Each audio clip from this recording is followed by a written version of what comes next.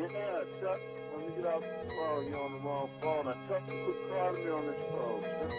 No, you ain't tell me that. All right. Okay, bro. What you want to do? Yeah, you want to put him in the room? Take him to the house and then call him when they get to mine. I already got it already, bro. Oh, okay. I don't know how to tell you, but I got this motherfucker stuffed like a motherfucking baked potato. Do what you gotta do. Get out the here so you can breathe. What else? Bill and Humble, man. Humble got me fucked over. We really living a life that you niggas is rapping about. That's another thing I'm gonna tell you, nigga. We living this shit for real, nigga. I'm talking about the $1 million joints, man, from state to state, man. We really doing it. And ask a nigga. If you don't believe me, ask a nigga that you know that you can respect the word that they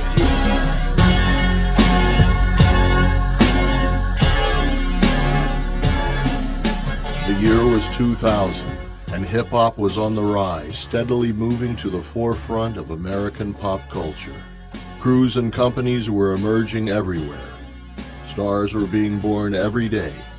No alarm bells rang when an obscure but very well-funded entertainment company named Black Mafia Family entered the public eye. They were opulent, they were excessive. Known for arriving in lavish motorcade, congregating in droves, and buying out the bars and elite clubs in every major American city. But that was the culture. That was the business. By 2005, their brand had taken hold. BMF was regularly associated with A-list hip-hop acts such as Young Jeezy, Slim Thug, and Fabulous. At their high water mark, billboards that read "The world is BMF's" could be seen throughout major American cities, seemingly a testament to their success in the entertainment industry. But by the end of 2005, a sinister shadow was cast. Tonight, 2 local men are in custody in connection with a major drug investigation. More than 200 pounds of cocaine, 100 pounds of marijuana, and as much as $1.5 million in cash were allegedly found at his home in California. Agents say in this whole operation they see 6 kilos of cocaine, 80 pounds of marijuana, and seized more than $1 million in cash and in assets. We expect to learn more about this operation in the coming days. After years of covert law enforcement investigations, it was revealed that BMF was actually a cold, calculated criminal enterprise, hiding behind a very public disguise. Over the course of 15 years, the crew had made over $270 million in trafficking cocaine around the country. As the investigation unfolded, over 150 members of BMF were indicted, and the Black Mafia Family was named one of the largest domestic drug distribution organizations in American history.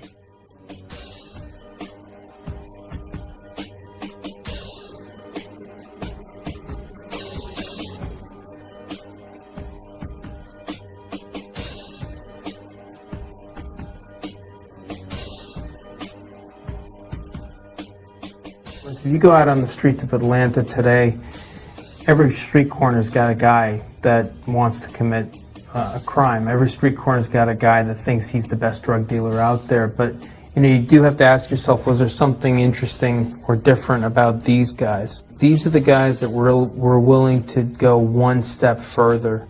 They were the guys that were willing to innovate one step more than the next guy was. Incredibly self-confident, strong-willed, and willing to think outside the box. In order to run a big operation the kind that BMF did, you got to be a planner, you got to be a thinker, you got to be someone who can imagine a future, where your business is growing and where your reach is growing.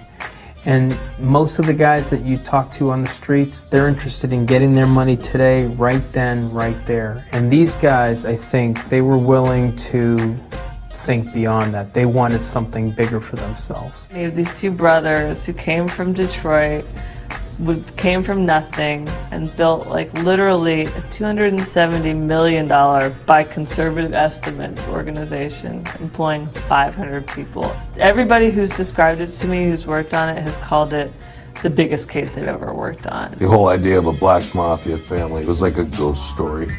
Cops told it like you would tell it to your kids. There was no presence. You didn't see them anywhere. But if you asked people on the street, you mentioned BMF, they wouldn't talk about it.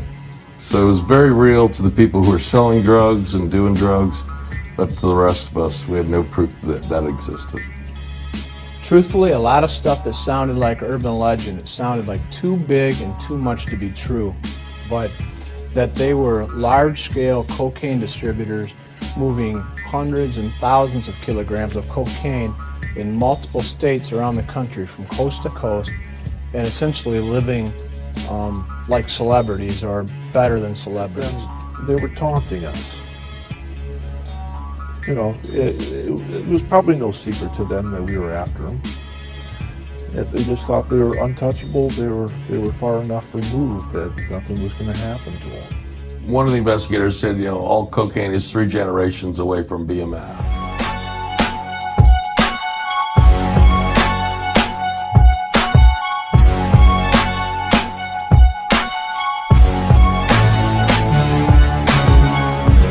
One part entertainment company, one part street crew, Black Mafia Family was an urban dream come true. The combination was so seductive and so lucrative that during their peak, BMF had 400 people on their payroll. Where you from? I'm from the Black Mafia family, the biggest gang in the world. It's cross-branding, right? You've got the music, and you've got the product, and you've got the women, and you've got the, you know, the image. All these things are kind of playing off one another. If you're talking about music, if you're talking about the drug trade in those days, everything was connected with BMF. That name just kept coming up over and over again. The mystique just built over and over again.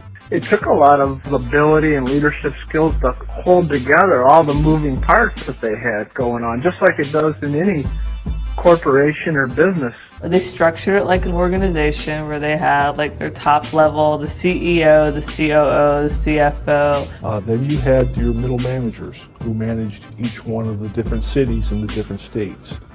And then you had your logistics, you know, your couriers. They were a very good crew as far as a drug organization. They were really, really organized. They had a lot of people working for them. They had a lot of people eating off them. There's the caricature and the stereotype of what a gang leader is or what a drug lord is. You know, it's New Jack City, it's Scarface.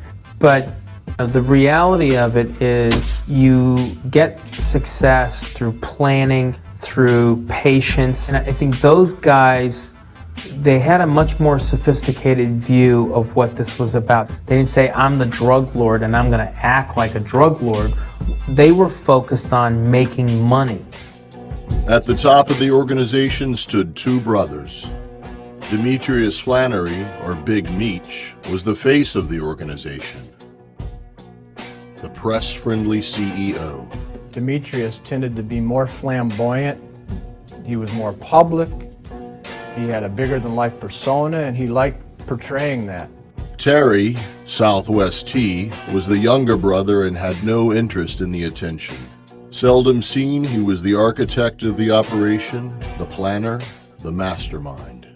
Terry was understated, very protective, and very shrewd. Terry, on the other hand, was a businessman, was every bit as influential and competent as Demetrius, but tended to like to try to fly under the radar and stay low-key and low-profile a little more. Terry was the quiet one. Terry was the brains behind it. He enjoyed his lifestyle. He ran it more like a business than maybe a family. Hey, happy holiday to y'all, man. What y'all got up for heart? Hey, man, I'm trying to get everything together before next month kick in, man. And I want to get your apartment cleaned out. Take care of that. I was just coming up with a plan, but I need you. I need you, Arnold, all right? I don't like fucking with Arnold. I'm gonna have to go over You to have Arnold. no choice. Don't that's what you fucking with. I don't got a number on him, I'm gonna tell him to call you. That's who you fucking with. Oh, okay then. Now just quit doing what you want to do and do what I tell you to do. Yes, sir. Yes, sir. Arnold call you. All right. Everybody moved like brothers, and then everybody from different places. Milwaukee, St. Louis, Detroit, Texas, Atlanta, Cali, you know what I'm saying, Florida. We got people from everywhere, and everybody move as one. Everybody is prospering in some kind of way, in their own way. Every man plays his own role, and everything starts with the leader. I'm a good leader, so I got good people that follow. You know what I'm saying? It's simple.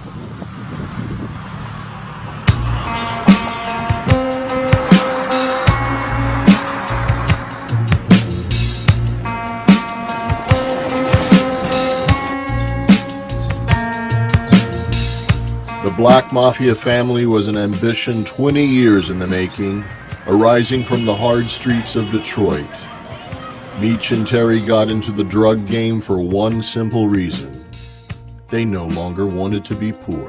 By the late 80s, Meech and Terry led a small drug ring, peddling crack cocaine at local high schools. And that's not to say that everyone who lives in these neighborhoods buys into a criminal lifestyle. But in a lot of these neighborhoods where money's scarce, opportunity is scarce, most of those people, if you called them on it and said, how can you allow this stuff to happen right outside of your home? Most of them would turn around and say to you, well, how can you criticize me for this when I have nothing? Terry and Demetrius Flannery grew up in the hardscrabble area of southwest Detroit, right up against the cities of Ecorse and River Rouge. Very blue-collar, tough area. And they grew up on a dead-end street, 1555 South Edsel, a gray, nondescript home at the end of the street. You know, Meech had told me the gas would get turned off in the winter, they'd have no heat, you know, and he watched his parents who worked have to struggle through that. I mean, he told me straight up, he's like, yeah, a job at McDonald's wasn't gonna cut it. I learned that. There was another route for me. He's very unapologetic about that. You get the Flannerys back in the 80s, you get a couple guys who are kind of independent traffickers out there moving kilos and making a buck, but they don't have this monstrous organization and don't have the leadership skills and aren't as charismatic as they are in 2000. You have reached the Sprint voice mailbox of 6331. To leave a voice message, press 1 or just wait for the tone. White boy, SOS, she left me in the jungle, man. It's the jungle out here, man. If you are satisfied with your message, press 1. To listen to your message. The Flannery brothers were on DEA's and IRS's and other law enforcement agencies' radar for quite some time. The Detroit DEA, headed by case agent Bob Bell, had been investigating another drug trafficking crew called the Puritan Avenue Boys. In fact, Demetrius Flannery was arrested along with a Colombian in Detroit back in 1994. However, there wasn't enough evidence to charge him. So there was information out there for years about the legend and the prowess of the Flannery brothers. They had become too big and too prolific and needed to be investigated.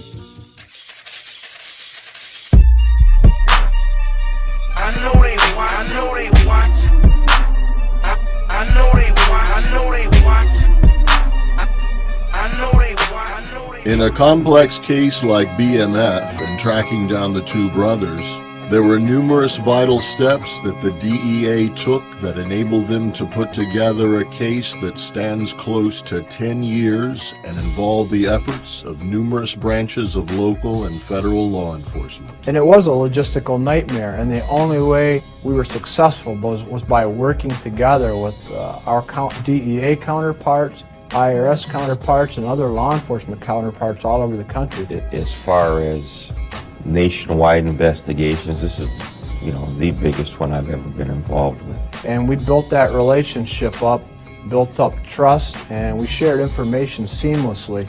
My job is putting pieces of a puzzle together. A huge organization that's stretched across the whole United States. You just don't put that together in one day. It takes a lot of time, a lot of man-hour, a lot of cooperation with all the federal agencies and local PDs. If at any time any law enforcement wanted to take down their part of the case, this case would not have ripened to its fullest extent. With the constant threat of law enforcement, snitching, and violence, Meech and Terry needed unwavering loyalty from their crew. Meech's natural generosity was the greatest reinforcement. It don't make no difference if you the maid or if you the motherfucking bodyguard. Everybody get extras around here, friends benefits. I'm driving this tonight. Bitches gonna be like, ooh, who's that? That's Blue with the GT Coupe. Anything that you can do to engender loyalty is going to work in your favor. Companies and corporations do it through incentive programs and bonusing. In the criminal underworld, people do it through relationships. Hello? Going up, dope. Going up, dope. Now I'll just call and let you know, man. Pulled over in my truck for about 2-3 hours now, man. That's crazy, but that's the type of shit they do though. They ain't find nothing in the truck. They ain't said shit about the tinted windows, but they claim that they smell marijuana in my truck, and I don't even smoke in my truck. That's terrible, that's terrible. But it ain't nothing in there, so they do it like dickheads. No, what I'm saying is, they didn't smell no weed in there. I do not smoke in that truck at all, B, is what I'm saying, period. They just want to live, they just probably want to be all on it, because the truck new and the car old, all that shit look new for a young nigga. And probably ain't none of that shit in their name, that's why they do all that shit. Yeah, they talking crazy, ain't they? They talking crazy. I'll rap with you in a minute. If you got a robbing ass boss, then you're gonna be a robbing ass crew. If you got a real boss who know how to sacrifice and take the bad along with the good and show his crew know how to be men, then this what you get. Everybody shining like new money. Another thing they do is to build loyalty amongst its members by actually putting family members of defendants, organization members, on a stipend. In fact, one recorded call, Terry was talking to a defendant who was getting ready to go in for to serve his sentence. Terry offered to pay Benjamin Johnson's wife about $6,000 a month while he was away. $72,000 a year tax-free isn't bad to get by on. They really produce loyalty through reward rather than through the threat of punishment. Their organization gave notoriety to people who felt they were part of something exciting and important. They were very generous with those around them. They provided a lifestyle. A lot of time was spent at clubs. There were a lot of women around. A lot of these guys on the lower level, when they were part of this particular group, BMF, they had status when they walked through the door. Where's the Black Mafia family at in this motherfucker? In BMF, if there wasn't a written code, there was definitely a spoken one. They were all brothers. They all moved together. Meech preached that jealousy, envy, or the distraction of women among the crew members was not welcome at all. We don't fall out over no girls. We hit them all. They hit my hoes, I hit they hoes. The ones that don't want to be shared, then that's your own personal one. Other than that, then we ain't falling out over no hoes.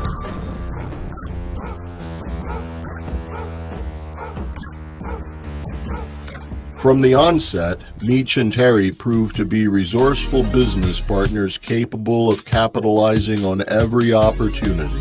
When Terry was younger, he was a bystander to a shootout, and his right eye was grazed by a stray bullet. Doctors botched the surgery, and he was awarded a cash settlement, so he used that money to establish a legitimate sedan service in Detroit. The sedan service not only provided a legitimate front to wash the drug money, it provided a discreet method to transport large quantities of drugs.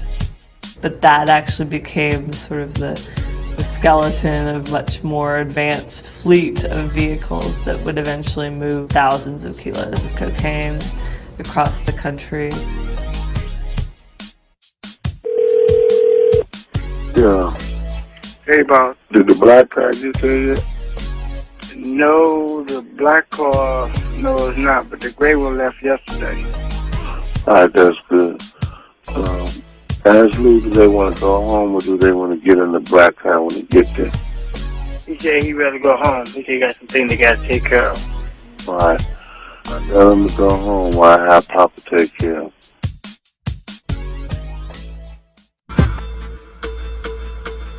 Prior to the PA Boys' takedown, law enforcement had perceived the brothers as mid-level traffickers, small-time players in a much larger stage. In the mid-90s, these guys are at times delivering $200,000–300,000 to individuals who are sending that money down to St. Louis and on to Colombian sources. That's who they are. But as the DEA started to build contacts and sources, an entirely new image was coming to light.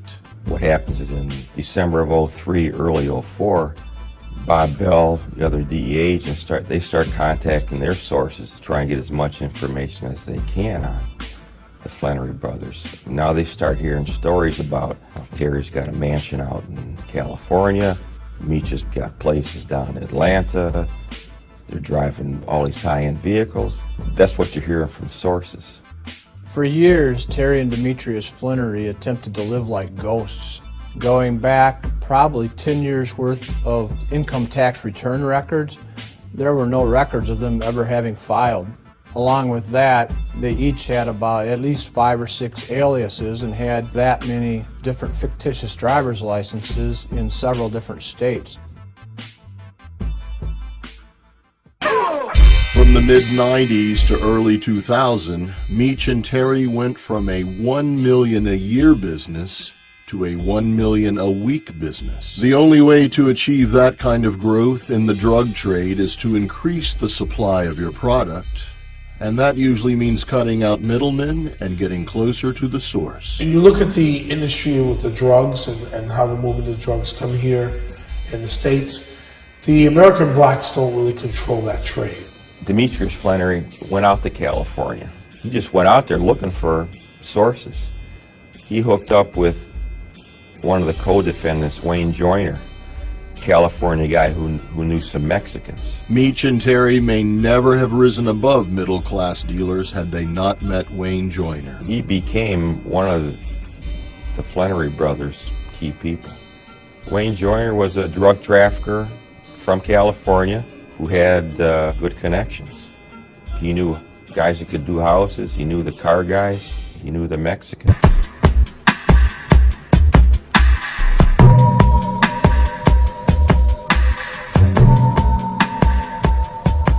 The Colombians are the world's major producers of cocaine and were back in the 80s and 90s. But when the DEA started to really hammer the cartel's transportation through the United States, in the Caribbean and Florida, then the Mexican trafficking routes became more important, and they started paying the Mexican traffickers to take the cocaine into the United States through Mexico. Eventually, the Mexican cartels took over all of the transporting of the cocaine and getting it into the United States, about 90% of all the cocaine. Securing the Mexican source provided Meach and Terry with almost an unlimited supply of uncut cocaine for a substantially lower price than they could get from any U.S. distributors. That they were purchasing at the time for $15.5 per kilo, and the BMF organization was moving at least 600 kilos a month. This allowed them to literally corner the market. Not every even top-level drug dealer in a major city ever gets to that point. You have to have something special to get the trust of the cartels. They expanded their enterprise, establishing hubs in 11 states to unload their product. Terry moved to California to receive the bulk shipments, and Meech moved to Atlanta, which was an ideal distribution hub for all of Eastern America. There's about 10 different highway routes that you can take out of the city to get out of here. And that route going from Florida all the way up through to New York, Philadelphia, and Boston, you got to go through Atlanta to get to those places. It's just physically, it's a great place to be. And also, it's a big enough city and already has enough of a drug culture of its own to provide cover for those people who are moving through the city itself.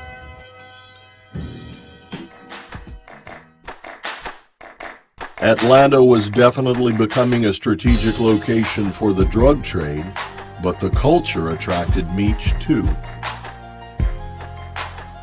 By the late 90s, Atlanta had become a hotbed for activity for the hip-hop industry. Rappers were playing the streets with mixtapes, and famed producers like Jermaine Dupri, Outkast, Goody Mob, and Ludacris were attracting national attention. Hip-hop as a business has two very distinct worlds, the streets and the boardroom. As it became mainstream, hip-hop started generating more money than anyone expected. With the connection to the streets comes the element of the criminal underworld.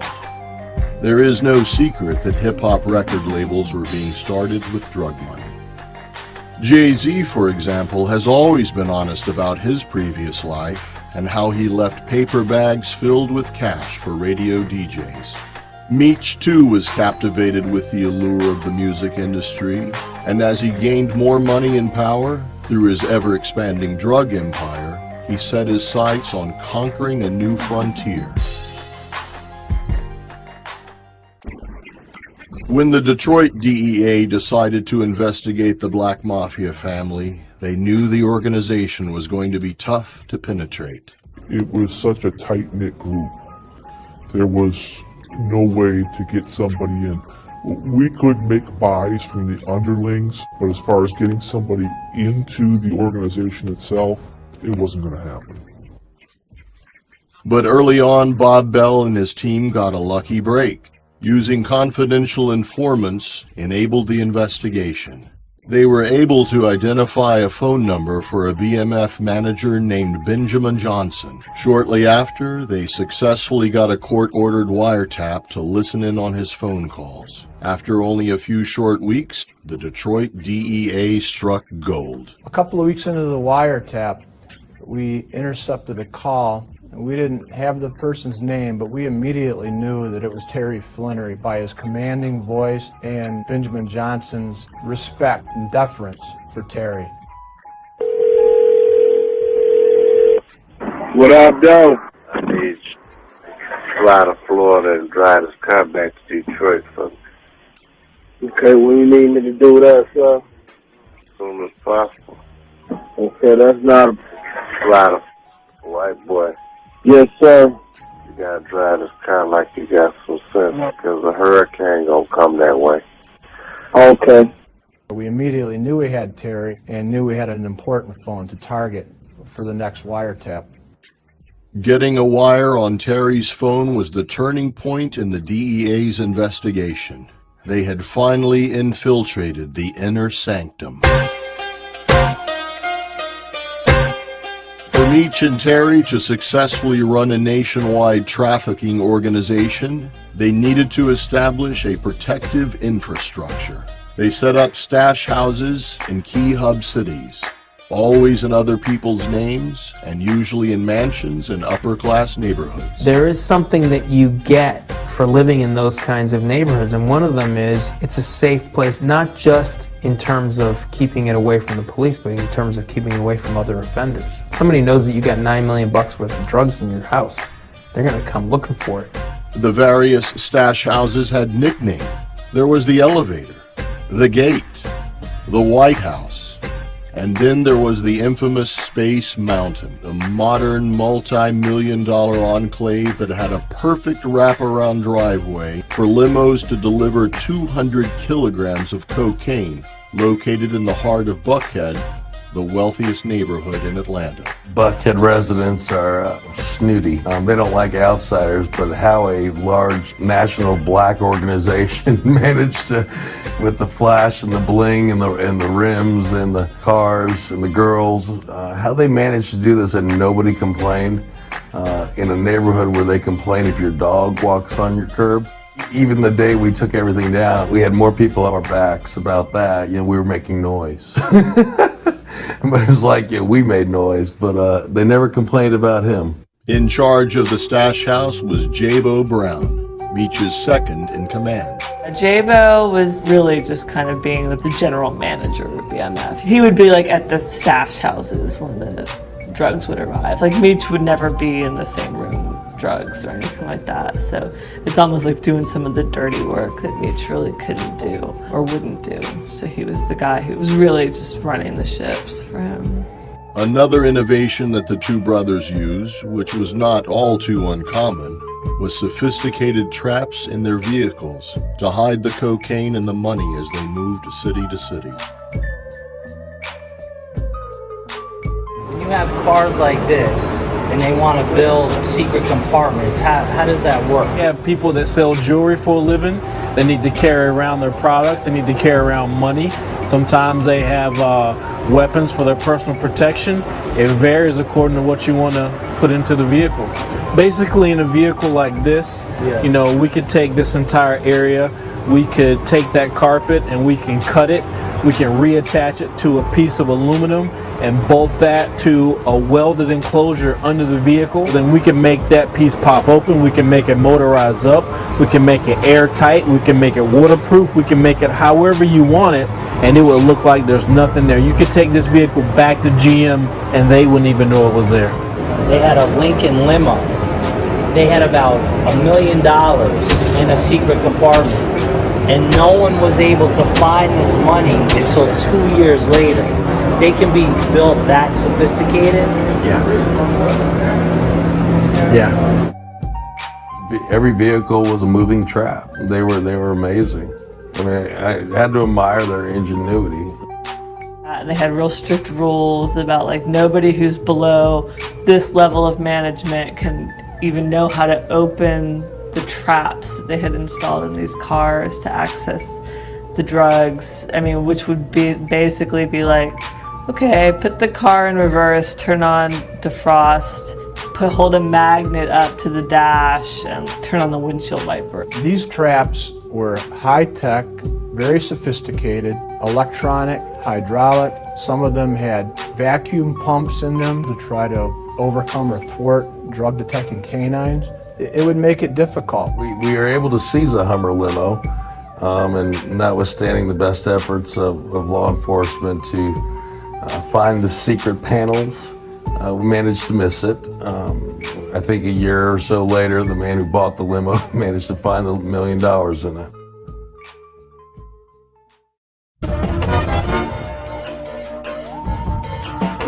On a trip to LA in 1999, Meech's dream of breaking into the music industry became possible when he was introduced to a young, aspiring artist named Barima McKnight, who was rapping under the name Blue Da Vinci. They shared a common vision, and Meech took an immediate affection to the young artist. Shortly after, the two founded BMF Entertainment. For the entire lifespan of the record label, Blue Da Vinci was the only artist signed. What we're focusing on right now is Blue Da Vinci. I believe that most labels take so much time out and focus on so many artists that you can never get the realness out of the one artist because you're focusing on 10 or 20 artists. That's why all our independent focus is on what Blue Da Vinci gonna do. If he take off, then we take off. If he don't take off, then we don't want to take off. Simple.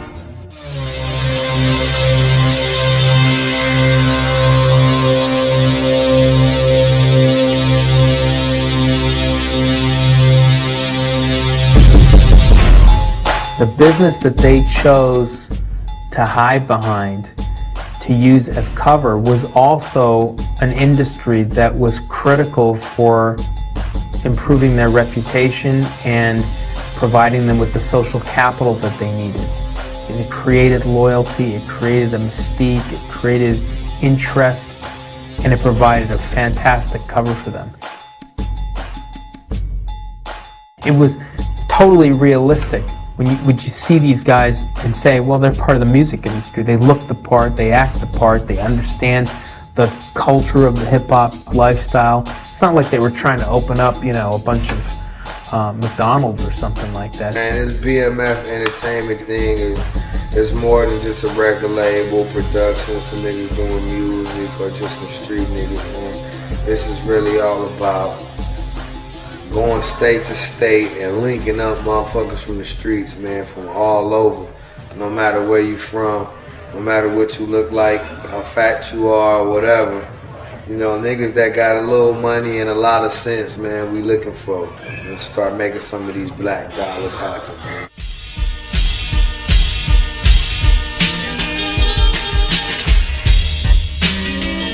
One of Big Meech's biggest self-proclaimed legacies was that he unified gangs from all over the country. Crips, Bloods, GDs, BPs. They all stood together underneath his black flag. And we got all type of niggas around here. Short niggas, tall niggas, bald niggas, light skin, dark skin, braids, dreads, fat, whatever you want. We do it all. We don't discriminate. Matter of fact, after you leave here, you end up getting your teeth on something and coming up with something better. You know what I'm saying? Like a new car, new house, maybe your kids get to go to school, private school, paid for, courtesy of the mob. You know what I'm saying? We pay. You know, that's simple. A lot of niggas don't like to spend their money. We love to spend our money. We can't take none of this shit with us. This phenomenon is a testament to how BMF grew. Most guys who want to establish a drug empire, they're going to go off of the stereotype of what you believe you have to do to get there. And part of that is the violence. With daily images of cartel-related bloodshed being broadcast from the southern borders, and gang violence running rampant in our own cities, we have an immediate prejudice that the drug trade goes hand in hand with violence. Meech and Terry took a different approach to extend their reach. Upon entering new territories, they presented themselves as businessmen, and through diplomacy, they created alliances with existing criminal entities.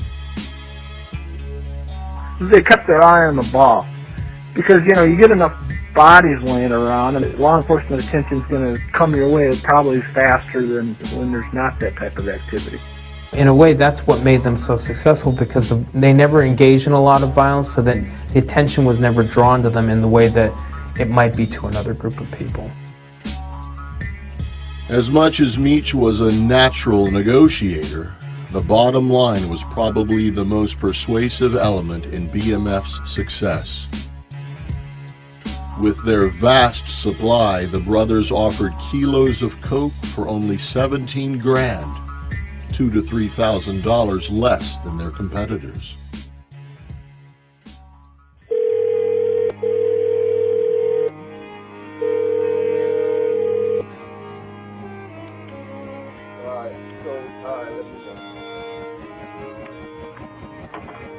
Hello?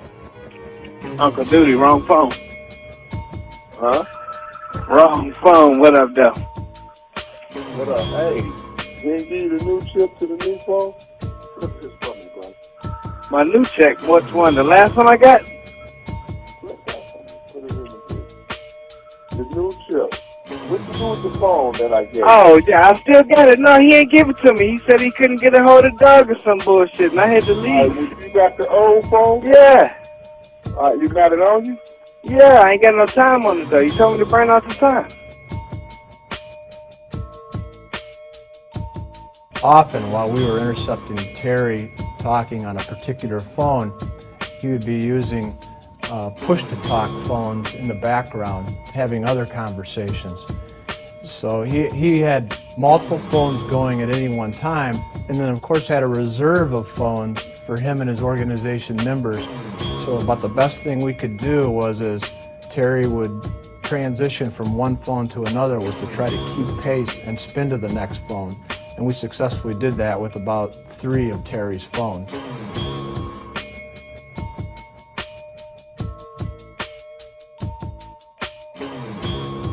The DEA sat back and listened for 5 months as Terry laid out the foundations of their investigation. It is from this monitoring that we're able to find out information about the participants or co-conspirators. We're also able to determine whether or not there's any drug activity taking place. We were able to listen to Terry direct the driver to take some kilograms of coke down to Louisville, Kentucky for distribution. That aided us in conducting a traffic stop and seizing 10 kilos in that particular load vehicle. This case could have ended with the wiretap on Terry's phone. DEA had him directing a guy to take the dope down south. They intercepted that car, got the dope, but there was a decision made, DEA, IRS, and with the blessings of the prosecutor's office that, we're going to take it as far as we can go. We're going to identify all the members of this organization. We're going to identify all the people who are helping them launder their money. And that's what happened. Over the course of 5 months, the DEA compiled over 900 pages of transcripts from Terry's phone calls, but there was not one phone call between Terry and Meach. Terry used to like to dilute and reconstitute his kilograms, stretching the number of kilograms to increase his profits, while Meach's theory was don't sit on it, move it, and he enjoyed a reputation of distributing very pure kilograms. So on the street, Terry's cocaine was referred to as Moet. Not bad champagne, but Meach's is referred to as Cristal, top shelf champagne. A couple of months before we initiated our wiretap in April of 2004, while Demetrius was on house arrest down in the Atlanta area, his underboss, Chad Brown, was going around talking to Terry's customers saying, Terry's dope is no good. He dilutes it, it's poor quality, you should be buying dope from Demetrius and our side. That upset Terry very much. So Terry took a group of individuals and confronted Chad Brown in a house that was full of girls, his friends, and embarrassed him, and was screaming and yelling, waving the gun around, accusing him of attacking Terry's livelihood. Demetrius believed that Terry should have had that conversation with him out of loyalty for his side of the organization. He said, Terry may be my brother, but we're done. And it probably was the reason that we were unable to identify a phone for Demetrius and never successfully intercepted any of his phone calls. We coming in at the top of the game. We got all the cars we want, all the houses we want, all the clothes we want, all the jewelry we want, and all the hoes we want. And we don't need nothing else but to make good music. By 2004, Meach had solidified himself as a public figure. He was actively sponsoring young rappers in and around Atlanta. His father was a musician. He surrounded himself with musicians. I think that he had a genuine love of the rap scene in Atlanta in particular, which was blowing up in a big way at the time, in large part thanks to his willingness to sort of sponsor rappers. He really did think that if he could get one big break on his record label, that he might be able to stop with the illegal stuff. Maybe that's not reality, but that's what he said. Meach pumped excessive amounts of money into Blue's hip-hop career, believing that his financial backing could launch a young rapper into stardom. At a time when most record labels were faltering and budgets for music videos were being trimmed, Meach spent a little over $500,000 on a little-known track, We're Still Here.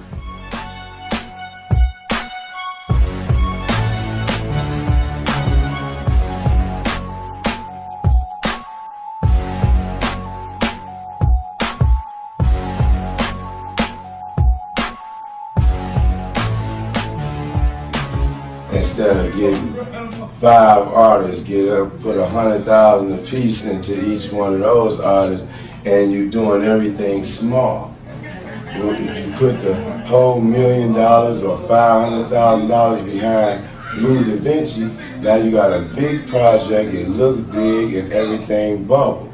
But if you just put 100,000 between these 5 artists and you got a cheap project, nobody may not recognize none of the 5. Yo, BMF Entertainment is in the house, you guys. If y'all haven't seen it, you just don't know. The hype seemed to have an impact. BMF's image, street credibility, and apparent success attracted many rising artists. Blue Da Vinci was seen in many music videos with Young Jeezy and Fabulous, and he was regularly collaborating with known acts including Jadakiss and Nelly.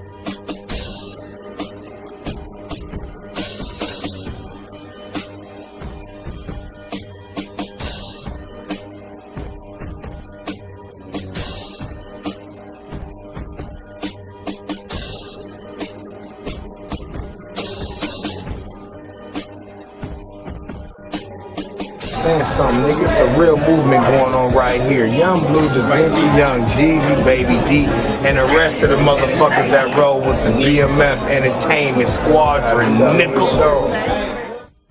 There was an intercepted call between Terry Flannery and his sister, and Terry poured his heart out to his sister. He was very frustrated with Demetrius, very angry over their split. He was very concerned that Demetrius's flamboyant lifestyle was going to cause law enforcement to identify what they were doing and bring heat on the whole organization and bring them down. The irony of it was that Terry's calls were being intercepted by DEA. How you doing today, son? What up? I still feel like I'm on a tight tag. When you got pulled over, you gave me your real name? I gave him everything, and you know what he gave me a problem about? That Ken. What's that? About over there. About that other situation. Yeah, that's what they said. They sent the people to the house about that. Yeah, because he went real crazy over that, too. But he was mad because he couldn't find nothing. That's why he did that, too. Alright, so I know what to do for that. Okay, thank you, sir. Alright.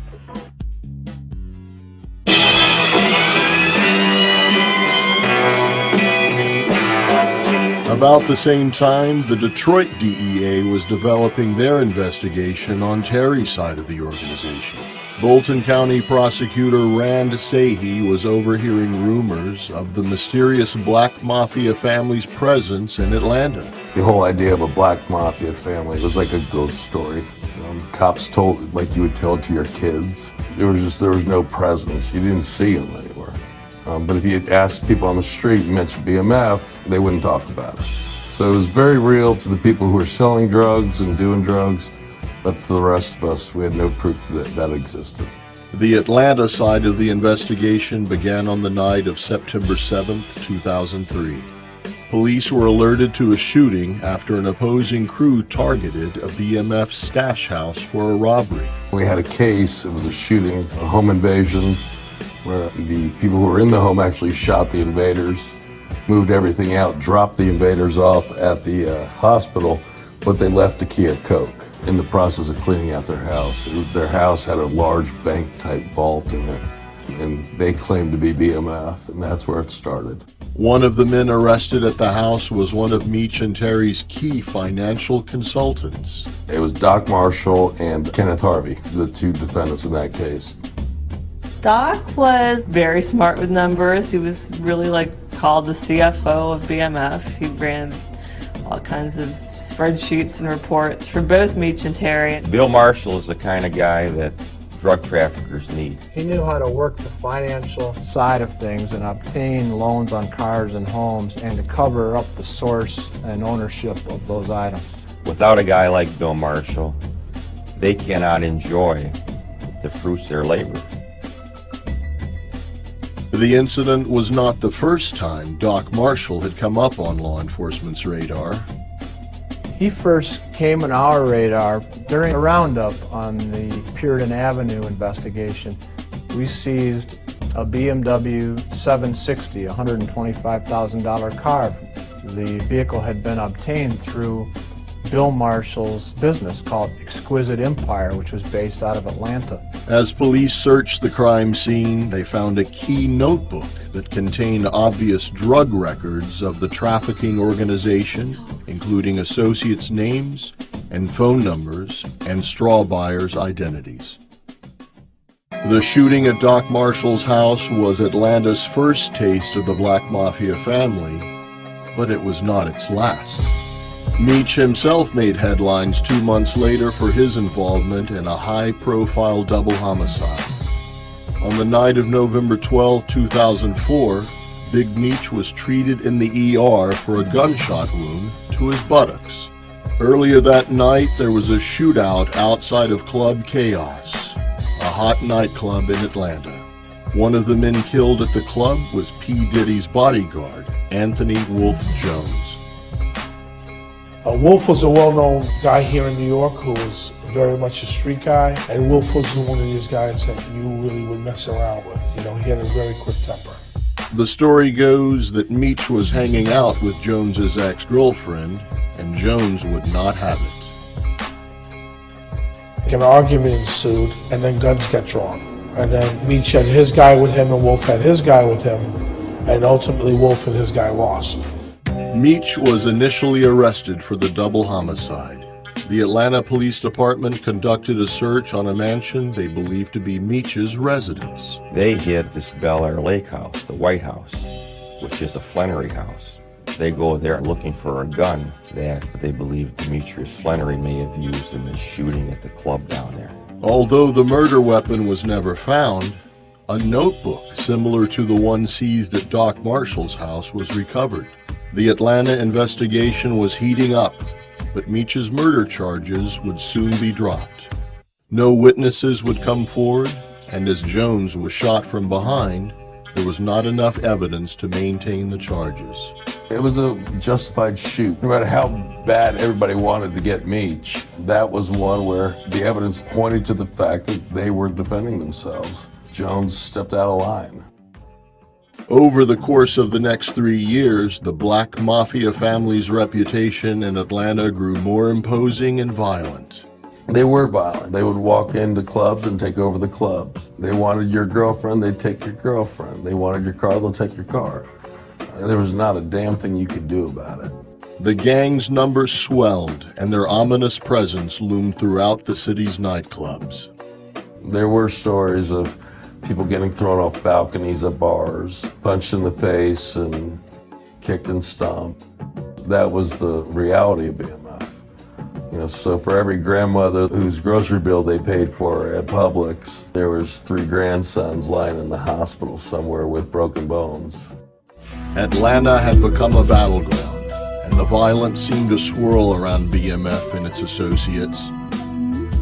Often it was impulsive and senseless, but at times the motives were far more menacing.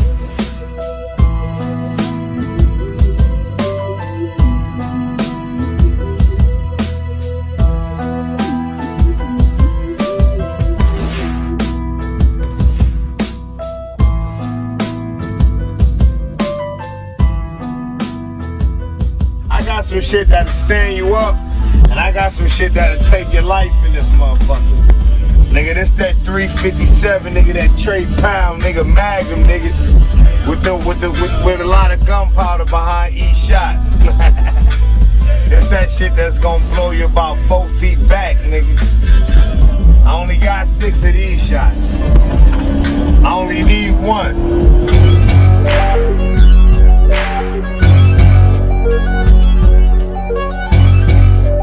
As more and more attention was being brought upon the organization, Meech became openly defiant in believing his hip-hop company could blur the line between art and reality. Probably no secret to them that we were after them. They thought they were untouchable, and they were taunting us. Blue, man, this man is interfering with my business. You need to get down here and talk to this man. I don't know what's going on. I'm trying to count this. I don't know why somebody let him in the room to see what's going on anyway, man. In 2004, he even commissioned billboards in Atlanta claiming the world was BMF's, a throwback to Scarface's mantra. The billboards was when it was enough was enough. That billboard was always a bone of contention with the district attorney himself. The fact that they could just be so out there. He was very determined, and so he took the handcuffs off of us. Meech was put under constant surveillance, and an Atlanta-based task force was assigned to topple the family. They used similar strategies of the Detroit DEA and got a wiretap on a low-level dealer. Once the wires were running, they were manned 24/7. I don't believe that we ever came off of them. And then a lot of the agents, Chip Cook, Mike Hannon, these guys would come in when they weren't scheduled just to go back through and review. They put the case together.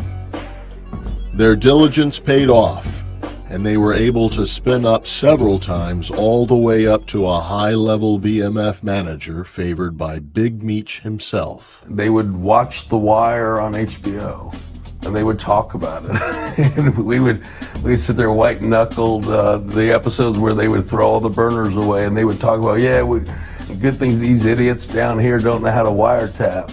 Or, or they get paranoid and go, let's just text. Or they say, call me on this number. Talk about, kilos of cocaine, being like, hey, did you pick up the trees? I got 50 trees sitting in my car. They gave us a blueprint to what they were going to do every time.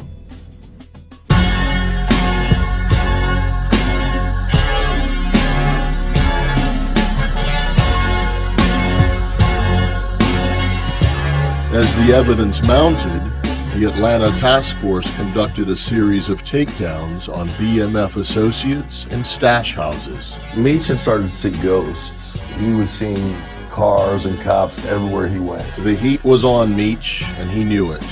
He pulled his crew out of Atlanta and headed toward Miami. He had a female assistant, Yogi. She disappeared first. Once she disappeared, we knew that this was in the wind, so we decided to do all the warrants. He was ordering everybody out. People were scrambling. It was almost anticlimactic. There was no arrests. We hit all the houses and everybody was gone. Meech had adhered to a strict doctrine: never talk on the phone, never be around the drugs or the money, never put anything in your own name. He thought this code would insulate himself from law enforcement, but now he found himself on the run. A lot of times, the dope never touches the hands of your top-level guys. So sometimes the only way to link them to that dope is to follow the money back to them. The $1 million joints, man, from state to state, man. We really doing it. Large sums of cash. Well, where's that coming from?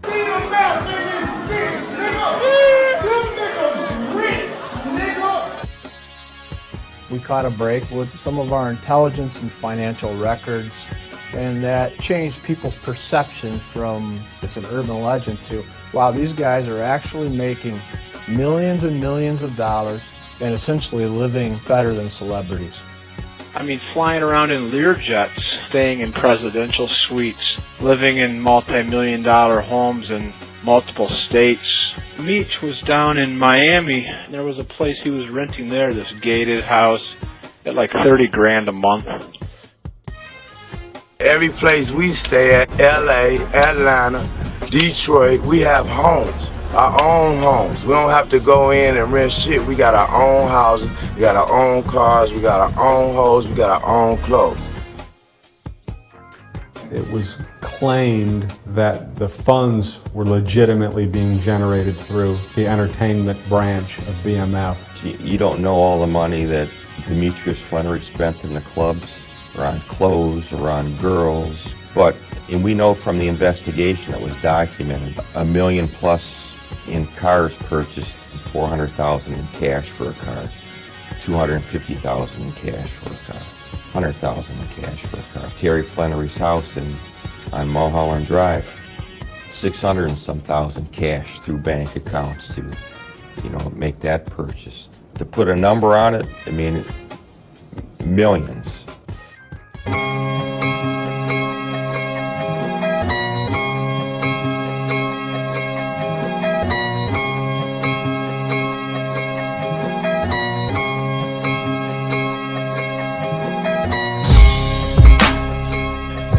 They felt that on the business side of things with the music, that's seen as so legitimate that it provides cover for all of these expenditures that you're engaging in.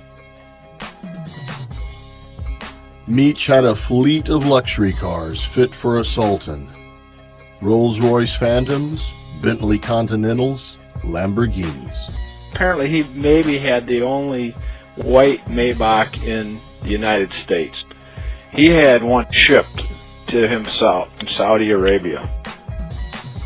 It wouldn't take an auditor very long to realize that there was way more money being spent than would be coming in through hip-hop. For Meech's 36th birthday, he threw himself a $1 million star-studded party at the Atlanta nightclub compound, complete with champagne fountains and live exotic animals. That's the part of him I really liked, the Meech of the Jungle birthday party. I think those were the fun days of Meech, him telling Atlanta he was there. And then came the strip clubs. BMF was notorious for their overindulgence in the nightlife. I was in the clubs at the time when the BMF guys were here in New York where they were spending tons of money. Girls would just pick them up. They would have a payday when BMF came to town. BMF would go out in droves. Each member would get his own $400 bottle of Cristal champagne. The clubs either alternately loved it or hated it when they came in because they would sell out of champagne on the one hand, they'd have to deal with sort of the threat of violence.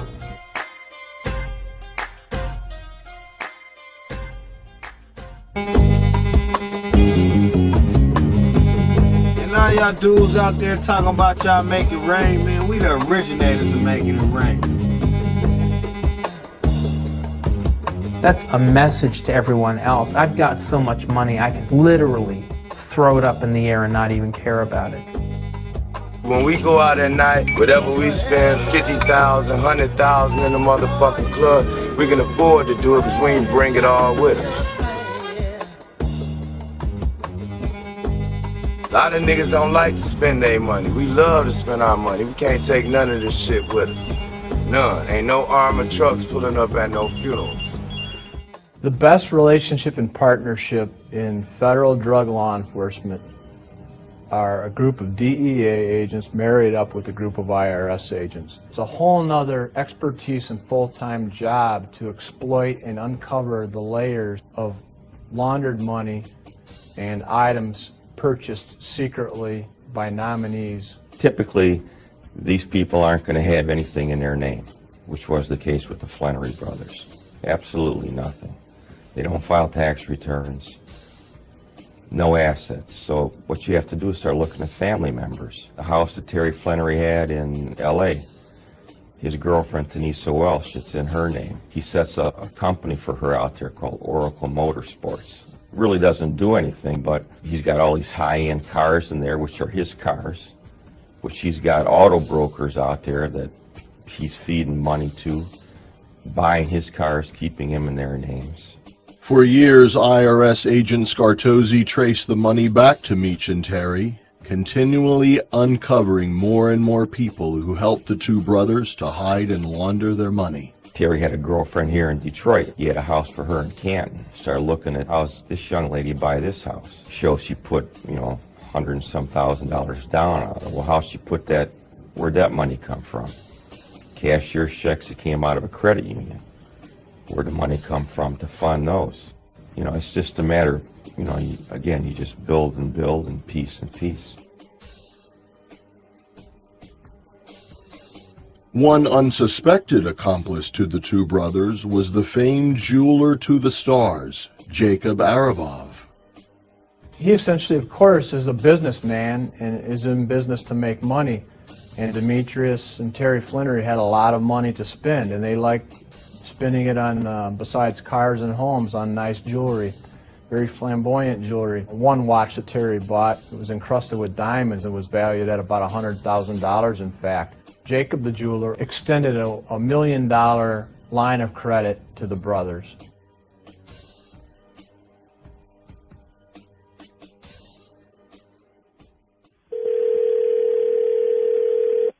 To leave a voice message, press 1, or just wait for the tone. White boy, SOS, she left me. To leave a voice message, press 1, or just wait for the tone. White boy, SOS, she left me in the jungle, man. It's the jungle out here, man. If you are satisfied with your message, press 1. To listen to your message. On October 28, 2005, the long-awaited federal indictment for Demetrius and Terry Flannery was unsealed. 25 BMF members were initially charged with a range of felonies, including money laundering, conspiracy to distribute cocaine, and for the brothers, running a continuing criminal enterprise. We had overwhelming information and evidence, and it just kept growing exponentially. In fact, the problem for us really became not was there enough evidence, but it became keeping the evidence organized, trying to determine what evidence to use and what not to use. We had so much. The DEA's case was based on wiretap evidence, both on Terry's and Meech's side of the organization. The IRS had compiled a massive amount of evidence demonstrating that the two brothers had been hiding and laundering huge sums of money, proceeds from illegal drug operations. Together, the DEA and the IRS had coordinated local police departments from all around the country and amassed enough evidence to demonstrate the extraordinary reach of the Black Mafia family. On initiating the investigation, Frank and myself and other agents went to great pains to try to identify random law enforcement contacts with members of the BMF. And in fact, we were able to identify approximately or more than 500 kilograms worth of seizures from random law enforcement activity and several $1 million worth of money seizures. We knew who the players were as far as when we know somebody got stopped. Okay, we know that that guy was associated with BMF. Now let's backtrack and find out exactly how he was tied in. Analysis would be done of the phones they were carrying, and the address books would be looked at, and there would be a common theme in the names that were stored inside the cell phones. Investigation from there on the vehicles and the titles and the ownership often led to tying those vehicles and those individuals and those seizures back to the BMF. On the lead up to the takedown, tensions were high. Years of hard work had gone into the investigation. They needed to catch Meech and Terry. It was a concern that Terry and Demetrius might get away. They had passports. They were worldly. They had traveled to Europe and elsewhere and had the means to disappear. And if they disappeared, my way of thinking is that the case was a failure. But the marshals doing what they do well, they came up with some information about Demetrius's whereabouts. They actually arrested Demetrius in Frisco, Texas on October 20th. Terry was taken into custody in the St. Louis, Missouri area the day of October 26th. And in pretty short order, we had all 25 of our defendants off the Detroit indictment in pocket. Several of the 25 defendants immediately began to cooperate with the DEA, including one of Terry's most trusted managers. This whole death before dishonor, that's all good when the money's flowing. But when the money dries up and there ain't nobody looking out for you, and then you yourself are looking at a pretty long sentence, the way I look at it, it's every man for himself. We just really trying to motivate niggas. and let niggas, know that niggas is really out here getting it like this, man. It ain't hard to get. The shit ain't far away. All a nigga gotta do is get on a real serious grind, man, with a real group of niggas that ain't gonna fucking tell, nigga. Another key defendant that turned was BMF's CFO, William Doc Marshall. Bill Marshall, not unlike many other defendants in this investigation, began to cooperate, essentially looking for a way to reduce his future prison sentence. He really laid out a lot of the financial stuff of the BMF organization. He really filled in the holes as far as how the straw buyers worked, how they moved money from city to city. His information was very useful going forward, and we went from 25 defendants to where we ended up, which was the conviction of 66 defendants in Detroit alone. With the help of Doc Marshall and other cooperating defendants, the DEA was able to effectively dismantle the Black Mafia family. All in all, 125 members, associates, and relatives were indicted and convicted. Out of the 125 members indicted, only 8 went to trial. Just 2 days before their trial dates, Meach and Terry both pled guilty without cooperation. They were sentenced to 30 years.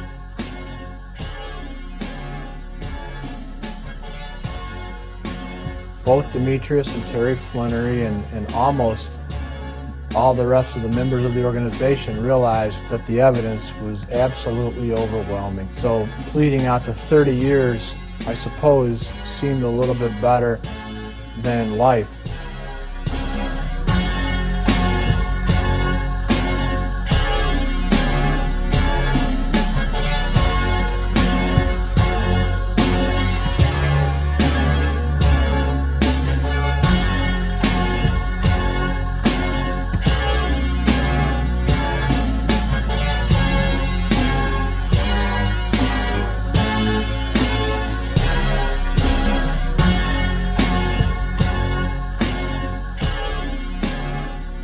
The financial judgment in the indictment and what the Flannerys took responsibility for when they pled to 30-year prison terms was $270 million. And if you conservatively convert those dollars into kilos, we're talking about the distribution of between 15 and 18,000 kilograms of cocaine was during the life of this conspiracy. And this, one of the largest homegrown domestic distribution organizations in the history of our country. I wish I could be there tonight, but God knows I wish I could be there tonight. But one day soon, I'll be there with God's blessing. I just want to thank everybody for coming. Hope they enjoyed it. Don't want to take up no more of your time. Just have the time of your life, and I'll see somebody in the morning.